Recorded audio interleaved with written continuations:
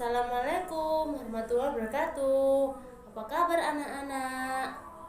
Sebelum pelajaran dimulai, sebaiknya kita semua berdoa terlebih dahulu ya. Berdoa dimulai. Berdoa selesai. Baik, di sini Ibu akan menjelaskan materi tentang ciri-ciri makhluk hidup. Sebelum kita belajar tentang ciri-ciri makhluk hidup, apa sih pengertian dari makhluk hidup itu? Oke, makhluk hidup adalah suatu organisme yang dapat mempertahankan dirinya dari berbagai bentuk perubahan lingkungan dan dapat berkembang biak untuk melestarikan jenisnya.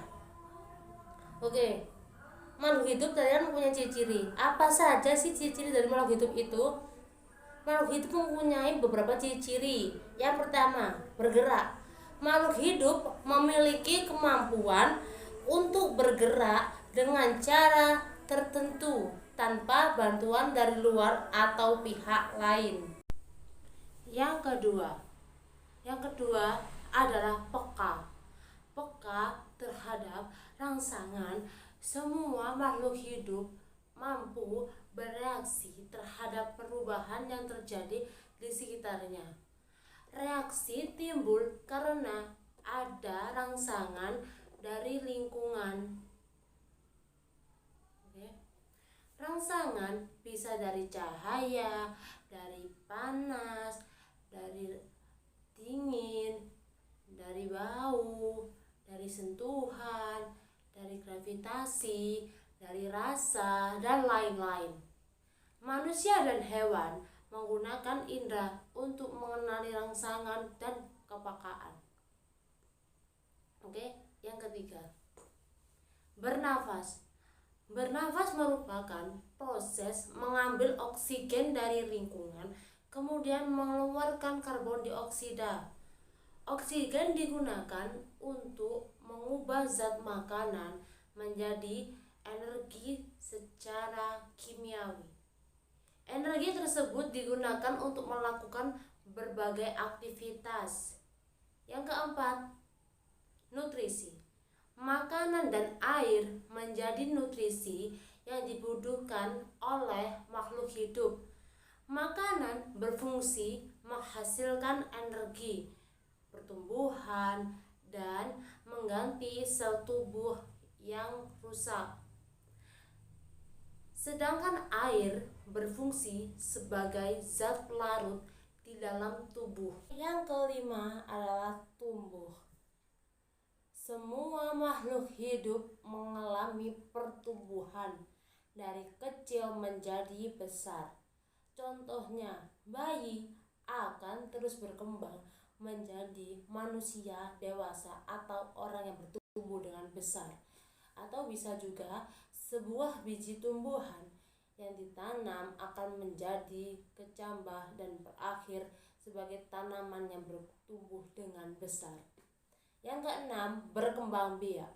Ketika makhluk hidup melakukan reproduksi atau berkembang biak, mereka membuat makhluk hidup yang baru. Tidak semua makhluk hidup melakukan reproduksi dengan membutuhkan pasangan atau bisa disebut juga dengan reproduksi seksual. Terus, bagi mikroorganisme kecil seperti protozoa, jamur, maupun bakteri, mereka melakukan reproduksi seksual atau melakukan reproduksi tanpa adanya pasangan. Jadi, mereka bisa membelah diri, kemudian membagi bagian yang baru, bisa mencari makanan, bergerak, tumbuh, dan melakukan kegiatan lainnya. Untuk makhluk hidup yang membutuhkan pasangan, yaitu seperti mamalia, itu termasuk manusia dan burung. Yang ketujuh adalah ekskresi. Jadi saat udara panas, tubuh akan mengeluarkan keringat. Dan begitu pula saat kita melakukan olahraga. Jadi, ketika kita berada di ruangan yang dingin, tubuh akan sering buang air kecil. Jadi, keringat yang merupakan garam mineral dan urin merupakan salah satu zat sisa yang dikeluarkan oleh makhluk hidup. Karbon dioksida dan uap air juga zat sisa dari proses respirasi. Pengeluaran zat sisa tersebut dinamakan ekskresi. Proses ini sangat penting karena zat sisa bersifat racun dan tidak baik bagi kesehatan dalam tubuh. Oke.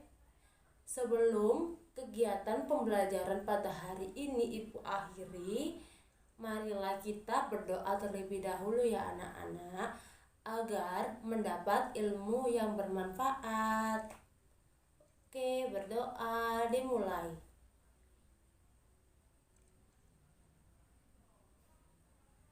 Berdoa selesai. Baik, kurang lebihnya Ibu mohon maaf. Sekian, terima kasih. Waalaikumsalam warahmatullahi wabarakatuh.